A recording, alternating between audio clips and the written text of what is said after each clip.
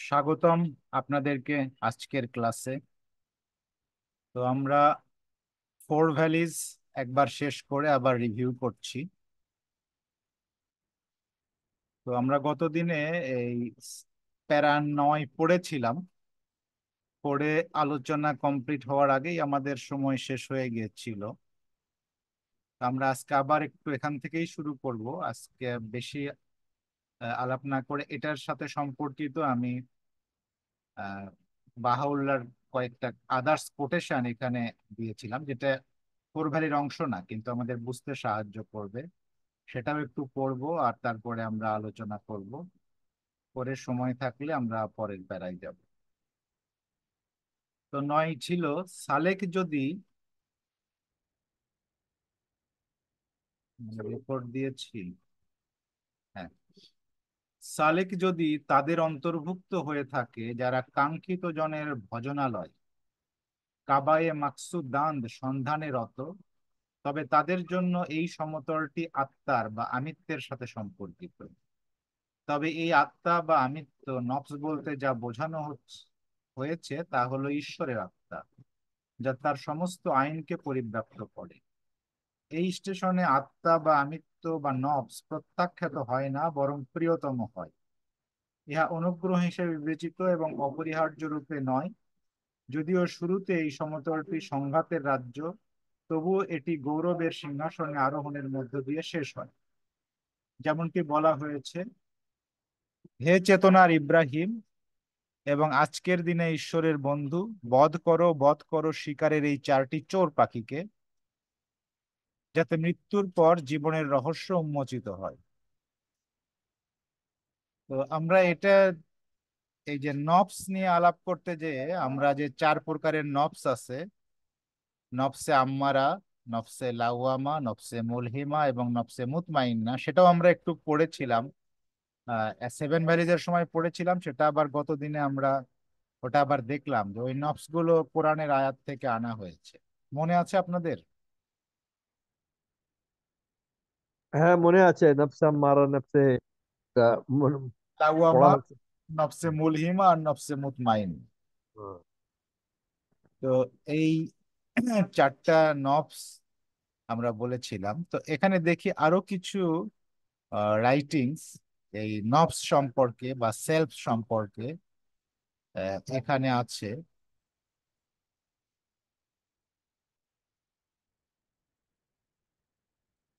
যে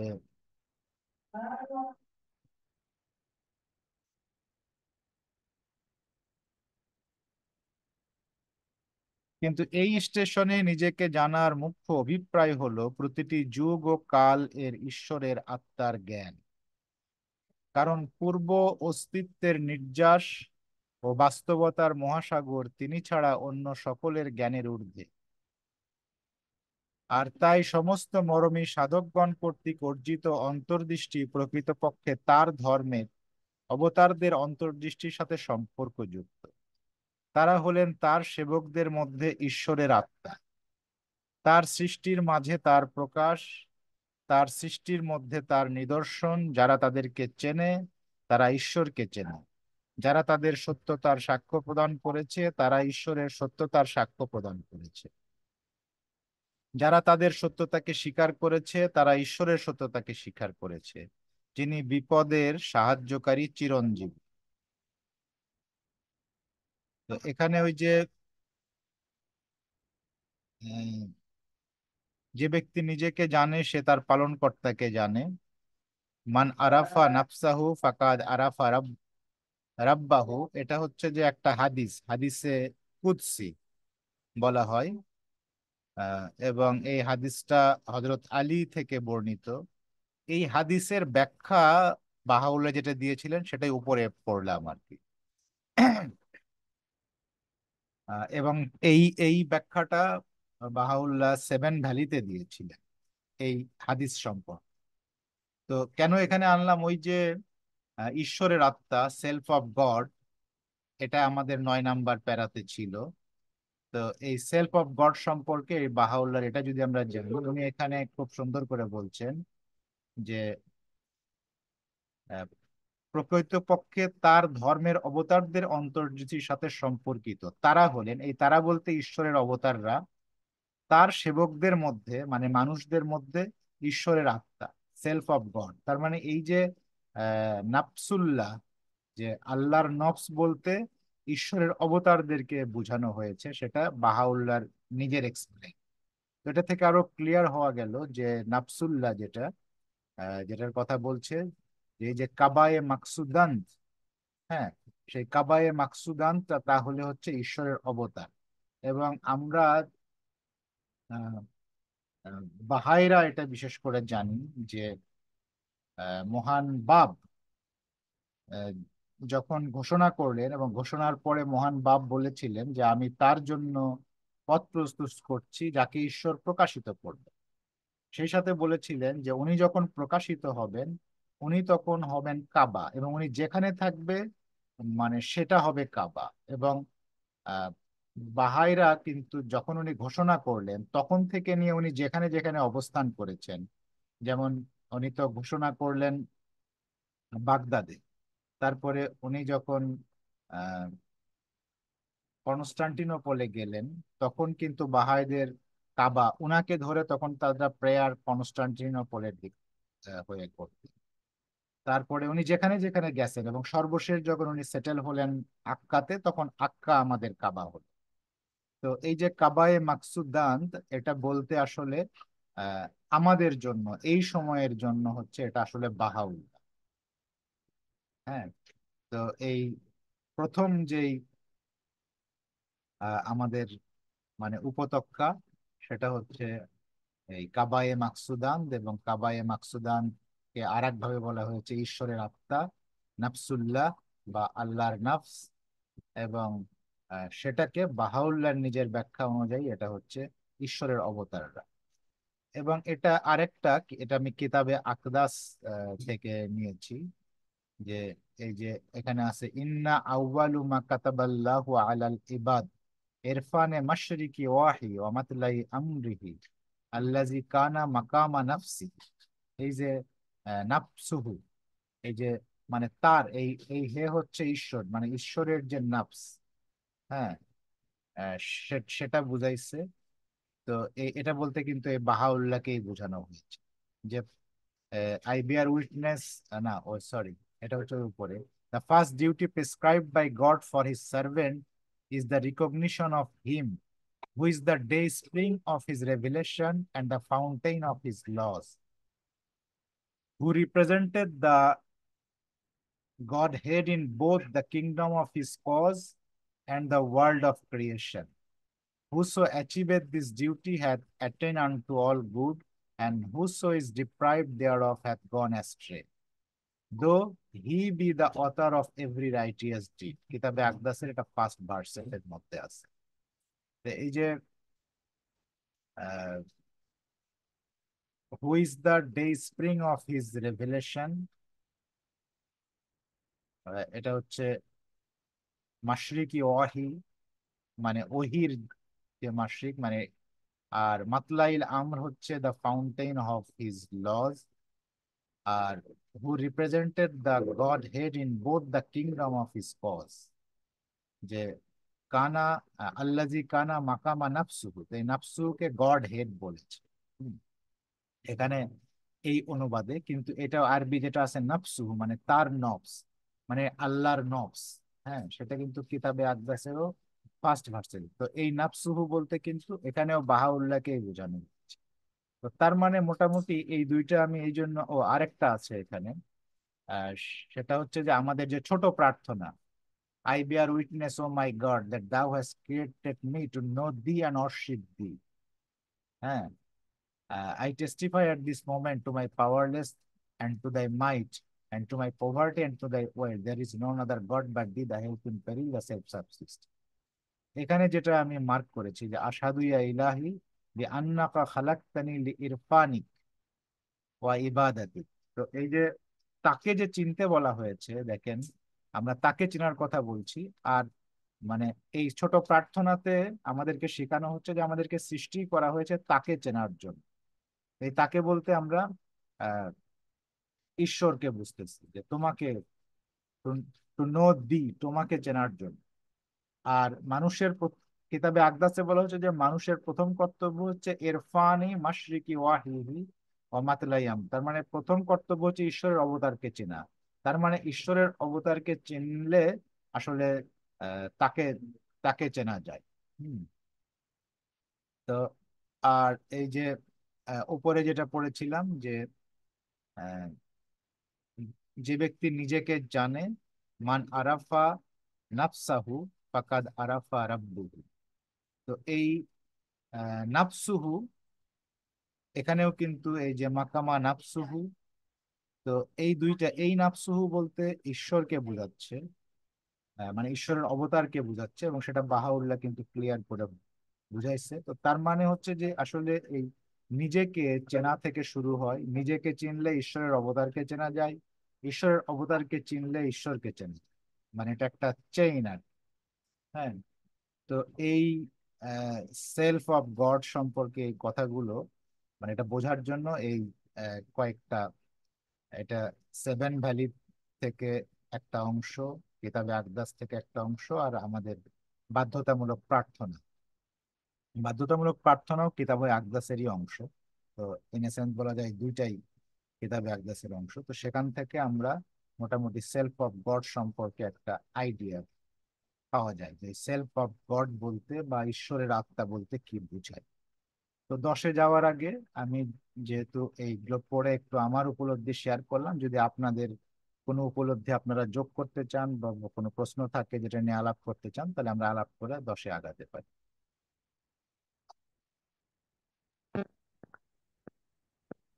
আমার উপলব্ধি যেটা আমি বুঝেছি, জানি না, দেখেন আপনি, একটু বিবেচনা করতে হবে যে প্রফিট যে আছে, বাহাউল্লাহ হলেন centre of profit. Centre of profit কেন? কাবা যে আছে, বাহাউল্লাহ আছে। এবং দৌরে নবুবিয়ত যে আদম থেকে শুরু হয়েছিল, মোহাম্মদ সাল্লাহ সাল্লাম পর্যন্ত শেষ হয়েছে, তাদের লক্ষ্য ছিল এই এই সময়কালের জন্য। তাদের লক্ষ্য ছিল যে এই যে দৌরে হোলি স্পিরিটের দৌর আসবে, মানে হোলি স্পিরিটের সময় আসবে, যেটা সেন্টার অফ প্রফিট হবেন। মানে উনি হলেন, সেই জন্য বাহাউল্লাহ হলেন কাবা, এবং উনি যেখানে যাচ্ছেন সেটাই হচ্ছে কাবা। কিন্তু যখন আমি অ্যাড্রানেপুলে গেছিলাম 2016-তে, তখন যে গাইড ছিল উনি আমাদেরকে দেখালেন আহ, যে বাসায় আহ, বাহাউল্লাহ থাকতেন, ওই বাসা আমরা জিয়ারত করলাম। এবং তারপরে উনি আমাদেরকে ছাড়লেন একটা গলি রাস্তা দিয়ে। তো বললেন যে এটাই, এখান থেকে এইরকম এই পথ দিয়ে বাহাউল্লাহ হেঁটে যেতেন। আর ওই যে মসজিদ আছে, মসজিদটা খুবই দারুণ, খুবই সুন্দর ও মসজিদ, এবং বিরাট বড় জায়গা নিয়ে মসজিদটা আছে। ওই মসজিদে আমরা গেলাম, আমি আমার ওয়াইফও গেলাম, আমরা ভিতরে ঢুকে ঢুকে দেখলাম খুব সুন্দর আছে। ওখানে বাহাউল্লাহ যেতেন, নামাজ পড়তেন। তো তো বিগিনিং এ প্রত্যেক অবতারের সময় কি হয়েছে জানি না, কিন্তু বাহাউল্লাহর সময় পরিষ্কারভাবে বুঝতে পারলাম যে বাহাউল্লাহ ঘোষণা করেছিলেন বাগদাদ শহরে, কিন্তু তারপরে অ্যাড্রিয়ানোপলে যখন গেলেন তখন বাহাউল্লাহ কিন্তু মসজিদে যেতেন। তো আমরা এটা বুঝতে পারি, এটা আদম থেকে যে মিশন চলে আসতো বাহাউল্লাহর জন্য, সেই মিশনে তো রুহুল কুদস, মানে এই যে নফসে নফসুল্লাহ, নফসুল্লাহ যে আছে, রুহুল কুদস পবিত্র আত্মা, এবং রুহুল কুদস হলো এই অবতারদের মধ্যে থাকে, যেটা নফসুল্লাহ বলছেন আপনি। আমরা যেটা পড়ে বুঝতে পেরেছি, এটা এইভাবে বুঝতে পেরেছি আমি। এতটুকু বুঝলাম, আর বেশ আপনি ভালো বলেছেন। Thank you. আপনার শেয়ারিং, আপনার অ্যাড্রিয়ানোপলের ভ্রমণ কাহিনীটাও আমাদের ভাল লাগলো শুনে। মানে সত্যি আপনি যখন আলাপ করছিলেন, মানে আমার কাছে মনে হচ্ছিল যে যেই পথ দিয়ে বাহাউল্লাহ হাঁটছেন আপনি ওই পথটা দেখেছেন, ওই পথ দিয়ে হেঁটেছেন, মানে সত্যি একটা দারুণ ফিলিংস। সত্যি সত্যি যখন ওখান থেকে হেঁটে যাচ্ছিলাম, তো এরকম অনুভূতি হচ্ছিল। এবং বেশ আহ, এই এই नाचीज को मैं मैंने कहा था, बावला ने उठा के कहाँ से कहाँ उठा दिया हमको। हाँ, थैंक्स बावला। শুকর শুকর, আলহামদুলিল্লাহ, থ্যাঙ্কস বাহাউল্লাহ। শুকর আলহামদুলিল্লাহ, রিয়েলি রিয়েলি রিয়েলি আমাদের কোনো রকম যোগ্যতা নাই। হ্যাঁ, কোনো যোগ্যতা নাই। তাকে কিছু বলতে চাচ্ছে, দেখি তাকে কি বলে, বলো। আমার একটা প্রশ্ন, যে নবস তো মনে হয় লোভে পড়তে পারে, বা ওর কি তা খারাপ থাকতে পারে, তাই না? না, নফসের ওই জন্য আমরা 4 প্রকারের নফস পড়েছি। হুম। ও। যে নফসে খারাপ নফস হচ্ছে নফসে আম্মারা, হ্যাঁ। আর নফসে লাওয়ামা সে খারাপ কাজ করে কিন্তু আবার অনুশোচনাও করে। হুম। আর নফসে মুলহিমা সে খারাপ কাজ করে না, সে ভালো কাজ করে এবং সে ঈশ্বরের সাথে বলা যায় কানেক্টেড, ঈশ্বরের থেকে অনুপ্রেরণা লাভ করে। আর নফসে মুতমাইন্না হচ্ছে সে ঈশ্বরের প্রতি খুশি, ঈশ্বরও তার প্রতি খুশি, সন্তুষ্ট আত্মা আর কি। তো এখানে ঈশ্বরের অবতার প্রত্যেকেই নফসে মুতমাইন্না। ও, তা আমি এটা ভাবছিলাম কি ঈশ্বরের নাফস কিভাবে থাকে। নফস তো একটা আইডেন্টিটি। এই যে ঈশ্বর আমি বলে, উই বলে, মানে ঈশ্বর যে নিজেকে, এটাই এই এই আমিত্বটা, তো ঈশ্বরের আমিত্ব আছে। কিন্তু আমি তোকে যে ঝেড়ে ফেলে দিতে বলছে। সেটা বান্দাদের জন্য ঈশ্বর, এটা হাদিসে আছে, হযরত মুহাম্মদ সাল্লাল্লাহু আলাইহি ওয়াসাল্লাম বলছে যে, ওটাও হাদিসে কুদসি, যে আল্লাহ বলছে যে আহ অহংকার, মানে ইগো যেটা, হ্যাঁ, ওখানে অহংকারের জন্য যে আরবি শব্দ আছে সেটাই মনে হয় ইউজ করা হয়েছে, যে ওটা আমার গায়ের চাদর। যখন আমার কোনো বান্দা অহংকার করে তখন সে আমার গায়ের চাদর ধরে টানাটানি করে, তার মানে তখন মানে ঈশ্বরকে বিরক্ত করে। তো ঈশ্বরের অহংকার থাকতে পারে, কারণ তার অহংকার থাকতেই পারে, কারণ সে সৃষ্টি করেছে সবকিছু, তার অসীম ক্ষমতা তার সাজে, কিন্তু আমরা তারই সৃষ্টি হয়ে অহংকার করা আমাদের তো সাজে না। মানে রাগ অহংকার এগুলো ঈশ্বরের জন্য, কিন্তু এটা মানুষ করলে এর জন্য ঈশ্বর রেগে যায়। এটাও একটা তোমার কি বলে উপমা দিয়ে বোঝা, আসলেও এরকমও না ব্যাপারটা, মানে এই যে ঈশ্বর রেগে যায়, ঈশ্বরের অহংকার, মানে এগুলো আমরা আরেকটা জায়গায় পড়ছি না, যে ঈশ্বরকে আমাদের কল্পনায় আমরা যা কিছু ভাবি, কারণ আমাদের কল্পনারও একটা সীমা আছে, আর ঈশ্বর তো অসীম। তো এই যে ঈশ্বর রাগী, ঈশ্বর অহংকারী, এগুলো আমাদের বোঝার জন্য, যে যদি রাগ কেউ করতে পারে তো তারই করা সাজে, অহংকার কেউ করতে পারে তারই, এটা আমাদের বুঝ, কিন্তু তিনি এই বুঝেরও ঊর্ধ্বে। আসলে তিনি রাগীও না, অহংকারীও না। আবার যদি বলি তিনি অনেক বিনম্র, তিনি অনেক ভালো, সেগুলো তিনি তারও ঊর্ধ্বে, তিনি ভালোরও ঊর্ধ্বে। মানে ভালো বললে এটা মানুষের জন্য, তার সৃষ্টির জন্য ভালো মন্দ, তার জন্য তিনি ভালো মন্দ সব কিছুর ঊর্ধ্বে, কিন্তু ওটা আমাদের বোঝা। নাসির ভাই কিছু শেয়ার করবেন বা কোনো প্রশ্ন? না, আপনি করে যান। আমি একটুখানি ছিলাম না তো, নাস্তা করতেছি তো এই জন্য একটু। ঠিক আছে, তাহলে এবার আমি 10, 11 এবং 12 তিনটা একসাথে পড়ে একটু আলোচনা করি। তো তাহলে তাকি তুমি ইংলিশ এবং বাংলা দুটাই পড়ো, 10। 10, 11, 12 তিনটা একসাথে পড়ে তারপরে আলাপ করো।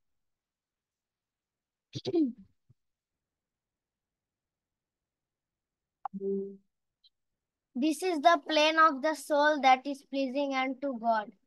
Wherefore he said, uh, where Now whereof he saith, enter thou among my servants and enter thou my paradise. 10 ইহা ঈশ্বরকে সন্তুষ্টকারী আত্মার সমতল। তিনি বলেন, তুমি আমার সেবকদের মধ্যে প্রবেশ করো এবং আমার জান্নাতে প্রবেশ করো। হচ্ছে 11 This station hath my myriad signs and countless tokens. Hence it is said, we will surely show them our signs in the world and within themselves, until it become plain to them that there is no God save him. 11 এই স্টেশনটিতে অসংখ্য ইশারা এবং অগণিত ইঙ্গিত রয়েছে, আর তাই বলা হয়েছে যে আমরা অবশ্যই তাদেরকে বিশ্বজগতে ও তাদের নিজেদের মধ্যে আমাদের নিদর্শনাবলী প্রদর্শন করব, যতক্ষণ না তাদের কাছে এটা স্পষ্ট হয়ে যায় যে তিনি ব্যতীত অন্য উপাস্য নেই। 12 One must then read the book of one's own self, rather than the treatise of some grammarian. Wherefore he hath said, read thy book. There needeth none but thyself to make out an account against thee this day. 12 অতএব ব্যক্তিকে অবশ্যই কোনো ভাষাবিদের প্রবন্ধের পরিবর্তে নিজ আত্মার গ্রন্থটি পড়তে হবে। এর জন্যই তিনি বলেছেন, তুমি তোমার কিতাব পাঠ করো, আজ তুমি নিজেকেই তোমার হিসেব নিকাশের জন্য যথেষ্ট।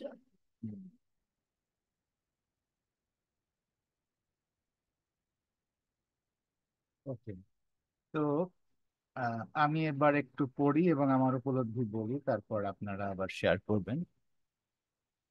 তো ইহা ঈশ্বরকে সন্তুষ্টকারী আত্মার সমতল। ইহা বলতে এই ফার্স্ট ভ্যালি, যে 4 ভ্যালিজের যে ফার্স্ট ভ্যালি, সেই ভ্যালি সম্পর্কে বলছে যে এই ভ্যালিটা হচ্ছে ঈশ্বরকে সন্তুষ্টকারী আত্মার ভ্যালি। তো এই যে ঈশ্বরকে সন্তুষ্টকারী আত্মা বলছে, ওই যে আমরা যে 4 ধরনের আত্মা পড়েছিলাম, নফসে মুতমাইন্না যেটা, সেটার কথা বলছে। যে তাহলে এই ফার্স্ট ভ্যালি, যে 4 ভ্যালিজের ফার্স্ট ভ্যালি, সেটা হচ্ছে নফসে মুতমাইন্নাদের ভ্যালি। তিনি বলেন, তুমি আমার সেবকদের মধ্যে প্রবেশ করো এবং আমার জান্নাতে প্রবেশ করো। এবং আমি যখন ওই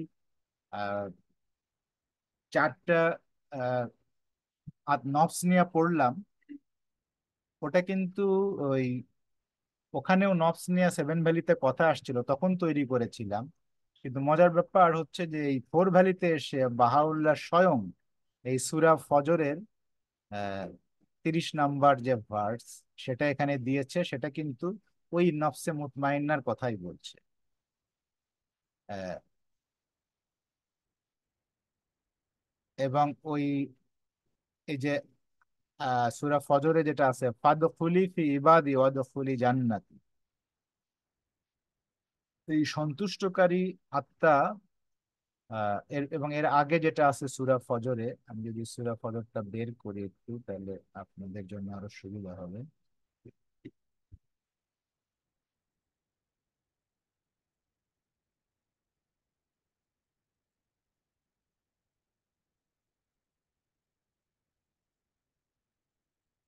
সূরা ফজর হচ্ছে 29 নম্বর। সার্চ দিতে পারো সূরা ফাজর, না এই যে সার্চ সূরা, এই যে ফাজর। 89 নম্বর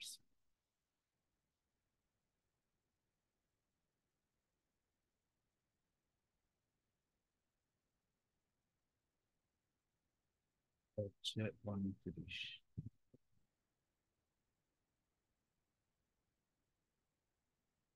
এই যে দেখেন, এখানে 27 থেকে শুরু হয়েছে। ওই যে আমি নফসে মুতমাইন্নার কথা বলছিলাম, সূরা ফজরে বলছে, ইয়া আইয়ুহান নাফসুল মুতমাইন্না, বলো বলা হবে হে প্রশান্ত চিত্ত। এখানে অনুবাদ করেছে এই যে নফসে মুতমাইন্নার আহ ইংলিশ অনুবাদ করেছে ও ট্রাঙ্কুইল সোল। বাংলায় একজন করেছে হে প্রশান্ত চিত্ত, একজন করেছে হে প্রশান্ত আত্মা, দুইজন করেছে হে প্রশান্ত আত্মা। তো এই যে নফসে মুতমাইন্না, তো এই সূরা ফজরে বলছে ইয়া আইয়ুহান নফসুল মুতমাইন্না, হে প্রশান্ত আত্মা বা নফসে মুতমাইন্না। এখানে যেটা ফোর ভ্যালিতে যেটা বলেছে যে ওয়া ইন মাকাম নফসে মারদিয়া, বাহাউল্লাহ আবার নফসে মারদিয়া বলছে, তো এই মারদিয়াওটা কোরআন থেকে নেওয়া যায়, এখানে আছে যে ইয়া আইয়ুহান নফসুল মুতমাইন্না আরজি ইলা রব্বিকা রাদিয়াতাম মারদিয়া। এই এই মারদিয়া শব্দটা হচ্ছে বাহাউল্লাহ ওখানে কোট করেছে যে তোমার রবের দিকে ফিরে এসো সন্তুষ্ট হয়ে এবং সন্তুষ্টির পাত্র হয়ে। মারদিয়া হচ্ছে সন্তুষ্টির পাত্র। এবং তারপরের এই যে বলছে ফাদখুলি ফি ইবাদি, প্রথমটা এটা কিন্তু একটা আয়াত, ফাদখুলি ফি ইবাদি, যে অতঃপর আমার বান্দাদের মধ্যে শামিল হও। ওয়াদখুলি জান্নাতা, তারপরে জান্নাতে প্রবেশ করো।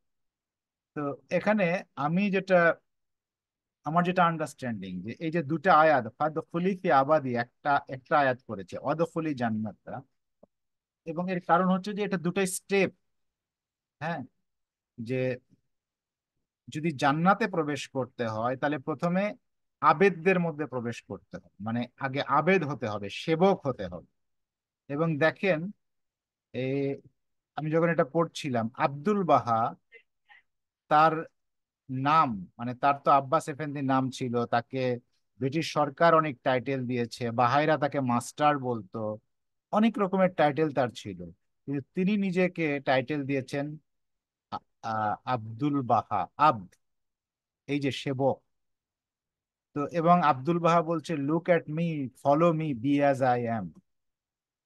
এই যে আমার দিকে তাকাও, আমার মতো হও, আমাকে অনুসরণ করো। তো তার মতো হওয়া মানে ধরেন তার মতো দাড়ি, তার মতো জুব্বা না, মানে এই যে তিনি সেবক ছিলেন, সেই সেবক হতে বলেছেন। এবং এই সেবক হওয়াটা হচ্ছে এই নফসে মুতমাইন্না বা নফসে মারদিয়ার গুণ। এবং সেবক হলেই মাত্র ওই ওয়াদখুলি জান্নাতা, মানে জান্নাতে প্রবেশ বা শান্তিতে প্রবেশ, বা জান্নাতকে যদি আমরা একটা, আমরা জানি বাহাইরা যেটা কোনো প্লেস নয়, হ্যাঁ, এটা একটা স্টেট অফ পারফেকশন। তো যদি কোনো ব্যক্তির স্টেট অফ পারফেকশনে যেতে হয় তাহলে তাকে প্রথমে সেবা শুরু করতে হবে, মানে ওই সেবকদের মধ্যে প্রবেশ করতে হবে। তো আর সেবকদের মধ্যে প্রবেশ করে পারফেকশনে যাওয়ার জন্য আরেকটা শর্ত হচ্ছে তাকে নফসে মারদিয়া হতে হবে, অথবা নফসে মুতমাইন্না যেভাবে বলি আমরা, এইটা আমাদের অর্জন করতে হবে। তার মানে নফসে আম্মারা, নফসে লাওয়ামা, অন্তত এই দুইটা দশা থেকে তো সেবক হওয়া বা জান্নাতে প্রবেশ করা পসিবলই না।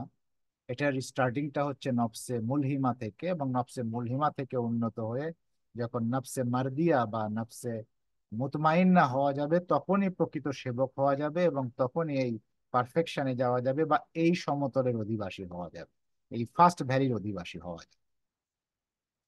এবং নিচে আরো আছে, যেমন 11 নম্বরে বলছে যে এই স্টেশনটিতে অসংখ্য ইশারা এবং অগণিত ইঙ্গিত রয়েছে, আর তাই বলা হয়েছে যে আমরা অবশ্যই তাদেরকে বিশ্বজগতে ও তাদের নিজেদের মধ্যে আমাদের নিদর্শনাবলী প্রদর্শন করব, যতক্ষণ না তাদের কাছে এসে স্পষ্ট হয়ে যায় যে তিনি ব্যতীত অন্য কোনো উপাস্য নেই।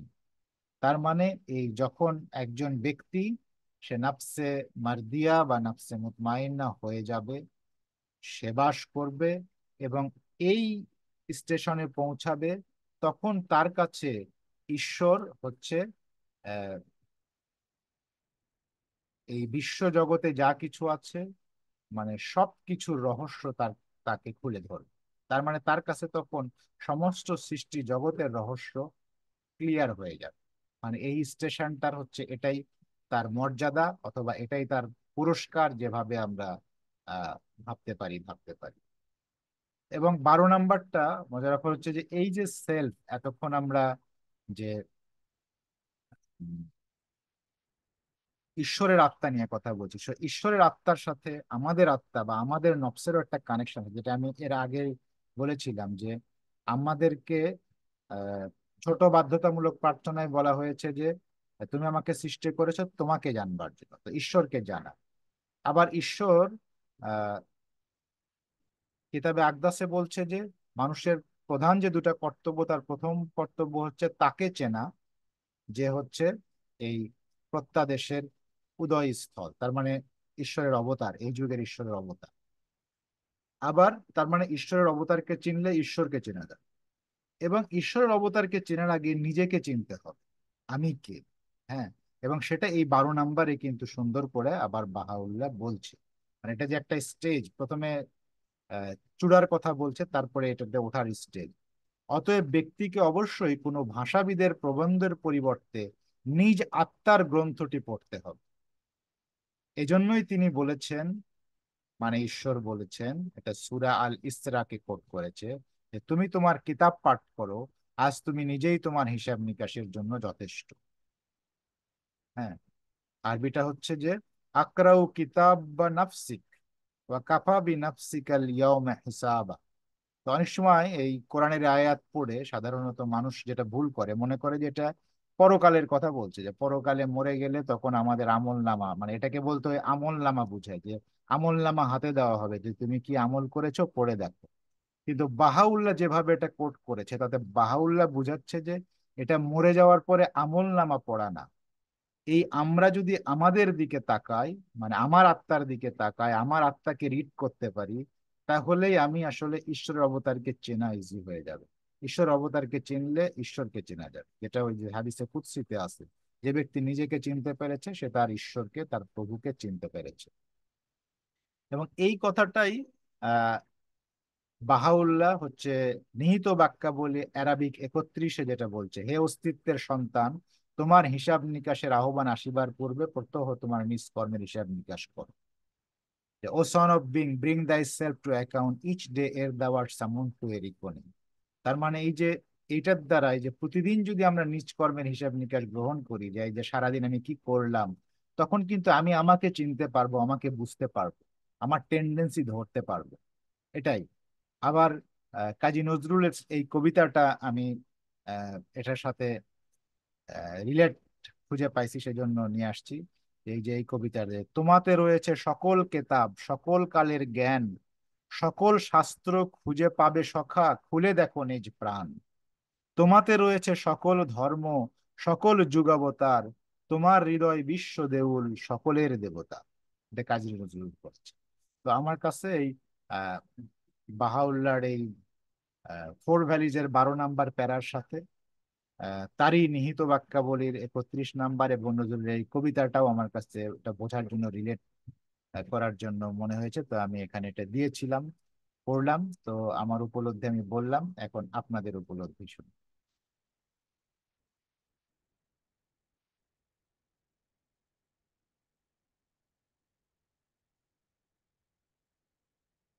তো প্রথমে ইয়াসিন ভাইয়ের কাছে শুনি। তা বেশ ভালো।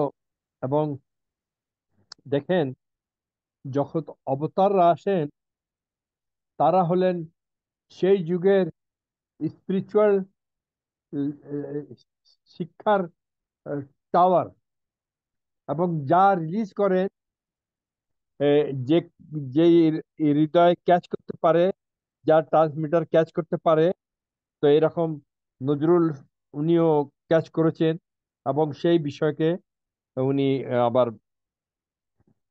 কবিতার ছন্দে বর্ণনা করেছেন। তো এই সব যে আছে, পাওয়ার অফ গড যে বলেন, যে হয়ে যায়, এইসব আমরা রিফ্লেকশন দেখতে পাই, উম, মানুষের হৃদয়ে এ, প্রকাশ পায়। এটা এটা আমার বুঝের মধ্যে বুঝলাম। আর এইভাবে সব সময়, সব যুগে এরকম হয়েছে। যেই যুগে যেই অবতার এসছেন, ওই যুগের অবতারের শিক্ষা আহ কে সে টাওয়ার রিলিজ করেছে, এবং সেই টাওয়ারের রিলিজে গ্রহণ করার যে হৃদয় ছিল, তারা গ্রহণ করে আহ, কবিতার ছন্দে কথা বলেছেন, এবং সেই কথাগুলি মানুষের হৃদয়ে মানুষরা পড়েছে, আবার তাদের হৃদয়ে গেঁথে গেছে। এইভাবে এ, এ, ছড়িয়ে যায় ঈশ্বরের বাণী, আল্লাহর বাণী। এইভাবে মানুষের হৃদয় হৃদয় ট্রান্সফার হয়। এটা, থ্যাংক ইউ।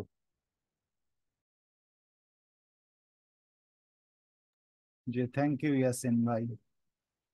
নাসির ভাই, আপনার যদি কিছু উপলব্ধি যোগ করেন।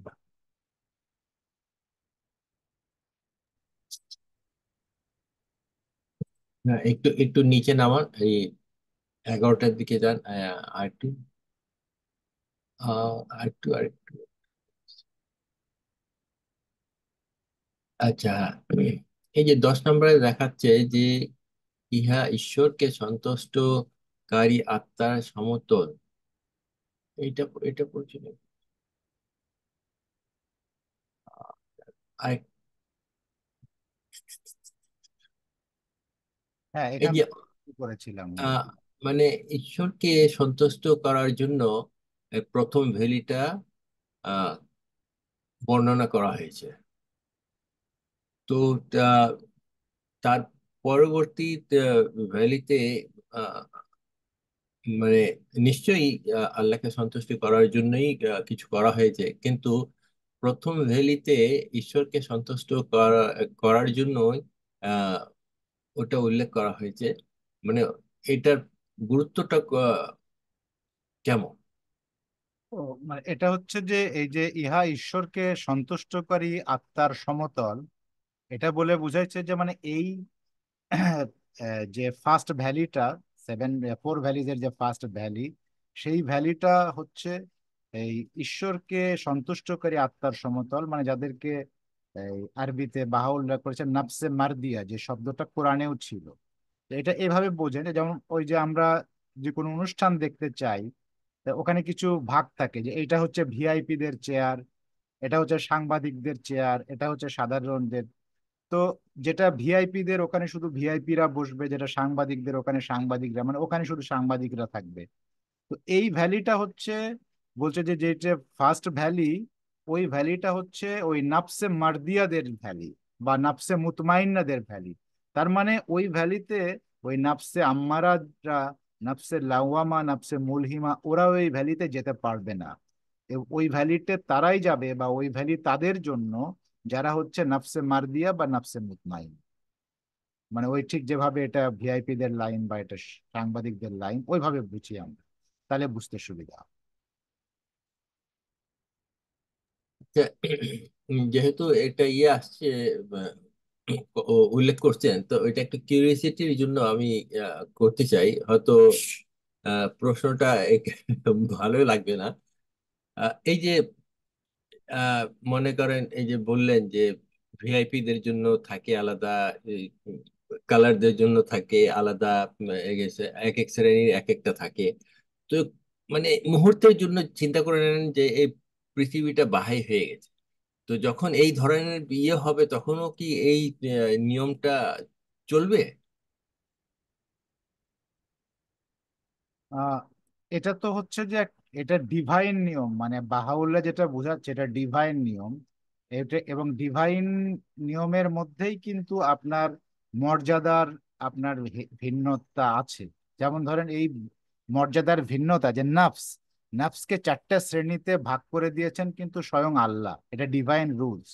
একটা হচ্ছে ওই নফসে আম্মারা, একটা নফসে লাওয়ামা, একটা নফসে মুলহিমা, একটা নফসে মুতমাইন্না। এবং সেটা গত ক্লাসে বলেছিলাম যে নফসে আম্মারা হচ্ছে ওই ধরনের নফস যে যারা আহ, মানে পাপ করে, কিন্তু তাদের কোনো অনুশোচনাও হয় না, মানে তারা মানে ড্যাম কেয়ার, অলওয়েজ পাপ করতে থাকে। এরা হচ্ছে নফসে আম্মারা। এটা হচ্ছে একটা এক ধরনের নফস। তো আপনি চিন্তা করে দেখেন যে এই পৃথিবীতেই আপনি সবার আপনার হৃদয়ে যদি আপনার ওই যে আবার বলছে না, সেটা যেটা এখানে আসছে, মানে এখানে খুবই কিন্তু বোঝার বিষয়। 12 নাম্বারটা বলছে যে নিজের গ্রন্থ পাঠ করো। তো এখন আপনি আপনি নিজেই নিজের গ্রন্থ পাঠ করার জন্য নিজেই নিজেকে প্রশ্ন করেন যে আপনার কাছে কি সব ব্যক্তি একই মর্যাদার, যে মনে করেন যে খুব ভালো কাজ করছে, বাহাইদের মধ্যে একজন ব্যক্তি খুব ভালো সেবা দিচ্ছে, ধর্মের জন্য খুব মানে স্যাক্রিফাইস করতেছে, আবার একজন লোক আছে যে খুব অত সেবা দিচ্ছে না, অত স্যাক্রিফাইস করছে না। আমি খারাপের কথা বললাম না, এমনি স্যাক্রিফাইসের তারতম্য। আপনি কি এই দুইজন লোককে একইভাবে ট্রিট করবেন? যে বেশি স্যাক্রিফাইস করছে তারও যে মর্যাদা আপনার কাছে, যে কম স্যাক্রিফাইস করছে তারও মর্যাদা কি এক হবে? মানে আপনার নিজের কাছে আপনি প্রশ্ন করে বলেন তো।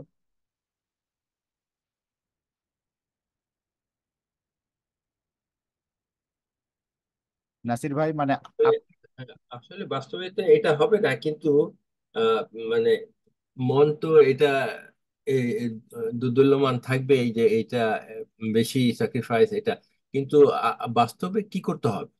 বাস্তবে না, এটাই মর্যাদা। বাস্তব, এটাই তো বাস্তব শিক্ষাই এখানে বাহাউল্লাহ দিচ্ছেন, যে এই যে ফার্স্ট ভ্যালি যেটা, সেই ভ্যালি হচ্ছে নফসে মার্দিয়াদের ভ্যালি। এবং এই ভ্যালির এখন কথা হচ্ছে যে আহ, প্রশ্ন আসতে পারে যে যেটা ভিআইপি দের সেট, আমি ভিআইপি দের সিটে গেলাম না, ওখানে না গেলে আমার কি ক্ষতি, বা ওখানে গেলে কি লাভ? লাভ না থাকলে আমি ওটা কেন পেতে চাইবো? সেটা কিন্তু আবার এই 11 নম্বরে ক্লিয়ার করছে, যে এই স্টেশনটিতে অসংখ্য ইশারা এবং অগণিত ইঙ্গিত রয়েছে। আর তাই বলা হয়েছে আমরা অবশ্যই তাদেরকে বিশ্ব জগতে ও তাদের নিজেদের মধ্যে আমাদের নিদর্শনাবলী প্রদর্শন করব, যতক্ষণ না তাদের কাছে এটা স্পষ্ট হয়ে যায় তিনি ব্যতীত অন্য কোনো উপাস্য নাই। তার মানে এই যে ঈশ্বরকে পুরাপুরি চেনা, যেটা বলা হয়েছে, আমরা প্রতিদিন আমাদের ছোট বাধ্যতামূলক প্রার্থনাতে বলি যে তুমি আমাকে সৃষ্টি করেছো তোমাকে জানবার জন্য এবং তোমার উপাসনা করবার জন্য। তো এই যে তাকে উপাসনা করব এবং তাকে জানবো, তো তাকে জানা পসিবল হবে, বা তিনি এটা এটা জানা যাবে এই স্টেশনে গেলে। মানে এই স্টেশনটা, এই ফার্স্ট স্টেশন বা ফার্স্ট ভ্যালিটা, ফোর ভ্যালিজের ফার্স্ট ভ্যালিতে ঈশ্বরকে পুরাপুরি জানা যাবে। আর একভাবে যদি বলি, যেটা ইসলামে আছে, যে দিদারে ইলাহি বা মেরাজ, যেটা হযরত মুহাম্মদ ইসলামের মেরাজ হয়েছিল, ঈশ্বরের সাথে সরাসরি সাক্ষাৎ হয়েছিল। তো এই মেরাজ বলি, দিদারে ইলাহি বলি, বা ঈশ্বরকে চেনা বলি, সেটা হবে এই ভ্যালিতে। কিন্তু এই ভ্যালিতে যে হবে, তিনি যে দেবেন, সবাইকে দেবেন না। সবাই এই ভ্যালিতে আসতে পারবে না। কারা পারবে? যারা নফসে মার দিয়া। এবং এই নফস, সেই জন্যই আমি এইটাতে আসার আগে গত ক্লাসে ওই যে চারটা নফস বলেছিলাম, যে নফসে, এবং সেটা আমার বলেছিলাম, মানে এটা আমার কথা না, এটা আবার ঈশ্বরেরই কথা, কেননা কোরআনেই আছে। এবং কোরআনের যে এই চারটা নফস বাহাউল্লাহর কাছেও যে অ্যাকসেপ্টেবল, সেটার প্রমাণ হচ্ছে ফোর ভ্যালিজের এই 10 নাম্বার প্যারাটা। কারণ এখানে উনি কোরআন থেকেই, এই কোরআনের সূরা ফজর থেকেই এই আয়াতটা পিক করেছেন। তার মানে বাহাউল্লাহ এটা কনফার্ম করছেন যে এই যে চার ধরনের নফস যেটা, সেটা বিরাজমান, বা সেটা হচ্ছে ভ্যালিড কোরআনের এইটা। তো এর থেকে আমরা বাহাউল্লাহর বিশ্বাসীরা ধরে নিতে পারি যে এটাই এটাই বাহাই শিক্ষা, যে এই ভ্যালি ফার্স্ট ভ্যালি নফসে মার্দিয়াদের ভ্যালি। তার মানে এই যে আমরা প্রতিদিন বলি যে তুমি আমাকে সৃষ্টি করেছো তোমাকে জানবার জন্য, তোমার উপাসনা করবার জন্য, তো তাকে জানা পসিবল হবে তখনই যখন আমি নাফসে মার্দিয়াতে, যে মানে যখন আমি এই ভ্যালিতে ফার্স্ট ভ্যালিতে আসতে পারবো। ফার্স্ট ভ্যালিতে আসার প্রক্রিয়া হচ্ছে, আমি যদি নফসে আম্মারা, আমরা জানি যে নফসে আম্মারা ইভেন বাহাইও হতে পারে। আমরা যারা বাহাই আছি, এটা আমার ব্যক্তিগত আন্ডারস্ট্যান্ডিং, আমরা মিনিমাম নফসে লাওয়াম, যে হয়তো অপরাধ করি, ভুল করি, আবার নিজে অনুশোচনা করি, অ্যাটলিস্ট মিনিমাম। যাদের আর একটু ভালো মর্যাদা, মানে যারা একটু ভালো বাহাই, তারা হচ্ছে যে নফসে মুলহিমা, তারা ধরেন যে আহ সহজে হয়তো অন্যায় অপকর্ম করে না, এবং তারা ঈশ্বরের কাছ থেকে ওই যে ইলহাম প্রাপ্ত হয়। আর যারা খুবই ভালো বাহাই, তারা হচ্ছে এই যে নফসে মারদিয়া। আর যারা নফসে মারদিয়া, তারা হচ্ছে এই ভ্যালির লোক, এবং এই ভ্যালিতে যে পৌঁছাবে সে ঈশ্বরকে জানতে পারবে। এবং আমাদের জীবনের লক্ষ্য হওয়া উচিত নফসে মার্দিয়া হয়ে এই ফার্স্ট ভ্যালিতে গিয়ে ঈশ্বরকে জানা। এবং সেটা যে আমাদের লক্ষ্য, সেটা কিন্তু আমরা প্রতিদিন আমাদের ছোট বাধ্যতামূলক প্রার্থনাতে বলছি, তুমি আমাকে সৃষ্টি করেছো তোমাকে জানবার জন্য, তোমার উপাসনা করবার জন্য। তো তাকে জানতে হলে আমাকে এই ভ্যালিতে আসতে হবে। এই ভ্যালিতে আসতে হলে আমাকে নফসে মার্দিয়ার স্ট্যাটাস লাভ করতে হবে। এটা হচ্ছে, আমি এই 10, 11 এবং 12 পড়ে আমি বুঝতে পারতেছি যে বাহাউল্লাহ এটা একটা ফর্মুলা দিচ্ছে তাকে জানার তাকে চেনার একটা ফর্মুলা আমাদের কাছে দিচ্ছে।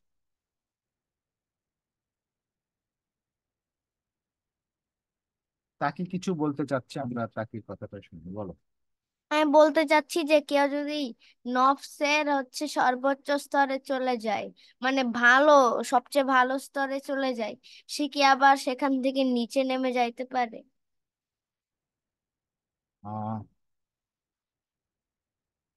আচ্ছা, আপনারা বলতে পারেন, আমি আমার পার্সোনাল আন্ডারস্ট্যান্ডিং বলি যে নফসে মার্দিয়াতে পৌঁছালে, কোনো ব্যক্তি পৌঁছালে, এটা আমার ব্যক্তিগত আহ হচ্ছে অনুভূতি, যে নফসে মার্দিয়াতে পৌঁছালে তার এখান থেকে নামার পসিবিলিটি থাকেই না প্রায়। কেননা ওই যে নফসে মার্দিয়া হচ্ছে সেই, যে নিজে সে আল্লাহর প্রতি সন্তুষ্ট হয়েছে, আল্লাহ তার প্রতি সব সন্তুষ্ট হয়েছে। এবং ওই যে ইসলামে যে ইসলামে দেখবা যে তুমি কিছু সাহাবার নামের শেষে রাদি আল্লাহ আনহু বলে, মানে ওটা ইসলামের একটা কনসেপ্ট ছিল যে হযরত মুহাম্মদ সাল্লাল্লাহু আলাইহি ওয়াসাল্লাম বলছে যে এদের উপরে আল্লাহ রাজি হয়েছে, তার মানে ওটা হচ্ছে নফসে মার্দিয়ার স্বীকৃতি পেয়েছে। তো নফসে মার্দিয়ার হচ্ছে এটা এমন একটা স্টেজ যে যেখান থেকে স্লিপ মানে হবে না এমন না, কিন্তু মানে এখান থেকে স্লিপ হওয়ার সম্ভাবনা খুবই কম।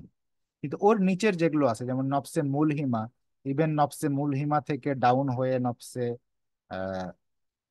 আহ কি বলে লাওয়ামাতে নেমে যেতে পারে। আবার অনুরূপ ভাবে বলা যায় যে যারা নফসে আম্মারাতে আছে, নফসে আম্মারা থেকে ওঠার পসিবিলিটি ঠিক যেভাবে নফসে মার্দিয়া থেকে নামার পসিবিলিটি কম, নফসে আম্মারা থেকে ওঠার পসিবিলিটি কম, কিন্তু আবার এটা ইম্পসিবল না। অনেক সময় অনেক মানুষ নফসে আম্মারাতে থেকেও হয়তো আহ, কোনো ভালো মানুষের সঙ্গ পেয়ে, সাধু সঙ্গ পেয়ে, ভালো মানুষের শিক্ষা পেয়ে হয়তো ওখান থেকে উঠতে পারে। আবার অনেক সময় নফসে মার্দিয়াও যদি খারাপ সঙ্গে যায়, তাহলে সেখান থেকে নামতেও পারে। সেই জন্য একটা নিহিত বাক্যাবলী আছে, তুমি এটা আহ শুনেছো কিনা, ওই যে ওগো বন্ধু তোমার হৃদয়ে প্রেমের গোলাপ ব্যতীত অন্য কিছু রোপণ করিও না। ওটার মধ্যে আবার এক জায়গায় বলছে যে ন্যায়নিষ্ঠগণের সহচর্যকে মূল্যবান জ্ঞান করো এবং অধার্মিকের সঙ্গ ত্যাগ করো। হুম। অনেক সময় এই অধার্মিকের সাথে যদি মেশা হয়, তাহলে নফসে মার্দিয়াও ডাউন হয়ে যেতে পারে। আবার ওই যে ন্যায়নিষ্ঠগণের সাথে যদি থাকে, তাহলে নফসে আম্মারাও রেইস করতে পারে। এই কিন্তু আহ, নফসে, এটা আমার ব্যক্তিগত আন্ডারস্ট্যান্ডিং, নফসে লাওয়ামা, নফসে মুলহিমা এরা খুব বেশি আপ অ্যান্ড ডাউন করে। আর নফসে আম্মারা এরা ডাউনেই থাকে, এদের আপের সম্ভাবনা কম। আর নফসে মার্দিয়ারা আপেই থাকে, এদের ডাউনের সম্ভাবনা কম। তারপরেও আপ অ্যান্ড ডাউন সবারই থাকতে পারে।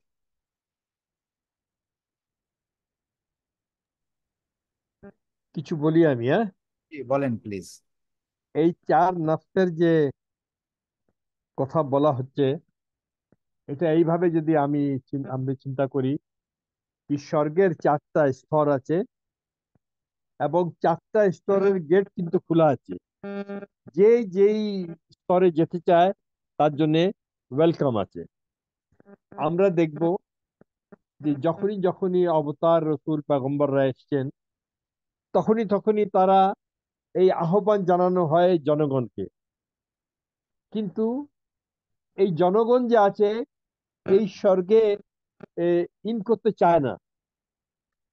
যেমন আজকের স্বর্গ হলো, বাহাই ধর্ম হলো আজকের জগতের স্বর্গ শিক্ষা।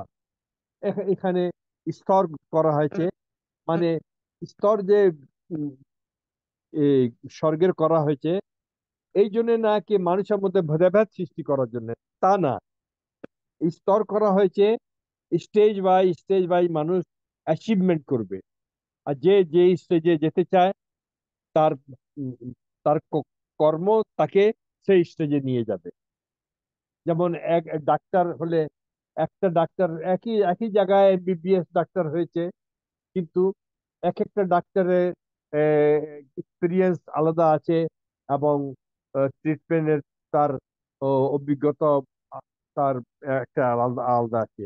সব ডাক্তার একই রকম হয় না। আমরা নিজে নিজেই বলি সেই ডাক্তার খুব ভালো ডাক্তার আছে, তার হাত খুব ভালো আছে। তো সেই ধরনের স্টেজ আছে এই ধর্মের মধ্যেও। আর এই শুধু বাহাই ধর্মতে নয়, সকল ধর্মতে এই স্বর্গের স্টেজ ছিল। সব একই স্টেজে থাকতে পারে না, একটা স্টুডেন্ট ক্লাসে সব এক স্ট্যান্ডার্ডে হতে পারে না। সবার মধ্যে স্টেজ স্টেজ স্তর থাকে, ভাগ থাকে। এটা আমি বুঝতে পারলাম, আমি বললাম। জি, থ্যাংক ইউ। তো নাসির ভাই, আর কিছু, মানে আমি জানি না আপনার প্রশ্নের অ্যান্সার কতটা ভালোভাবে আলোচিত হলো। আপনার না, যদি আর ঠিক আছে। আহ, আহ, মানে বুঝা মানে এই উক্তিগুলো যেটা আছে, মানে বুঝার একটু সুবিধা হয় আর কি। ঠিক আচ্ছা, আছে। ওকে। তো তাহলে যেহেতু আমাদের 9টা পার হয়ে গেছে, আজকে আমরা আর সামনের দিকে না বাড়িয়ে এখানে শেষ করি, কি বলেন? ঠিক আছে এটা। আর 27 তারিখে কটার দিকে আসবেন আপনি? 27 তারিখ দেখি, অফিস থেকে আমি হয়তো হাফ বেলা অফিস করে ছুটি নেব, তো নিয়ে হয়তো বিকালের দিকে রওনা দিয়ে সন্ধ্যার মধ্যে আপনার ওখানে পৌঁছে যাব। সন্ধ্যার দিকে আসলে আমি ওইখানে কয়েকজনকে থাকতে বলবো। সন্ধ্যার সময় আমরা যে ক্লাস করি, জি। একটা গেট টুগেদার করব, আলাপ আলোচনা হবে। ইনস্টিটিউট কোর্স হতে ওই বই হতে পারে, আলাপ আলোচনা ডিসকাশন হতে পারে, ডিসকোর্স হতে পারে, ডিসকোর্স। আচ্ছা, ঠিক আছে। ঠিক ঠিক আছে। আছে। ঠিক আছে। ওকে। ওকে। ওকে, আল্লাহ হাফেজ। ঠিক আছে। আল্লাহ। আল্লাহ হাফেজ।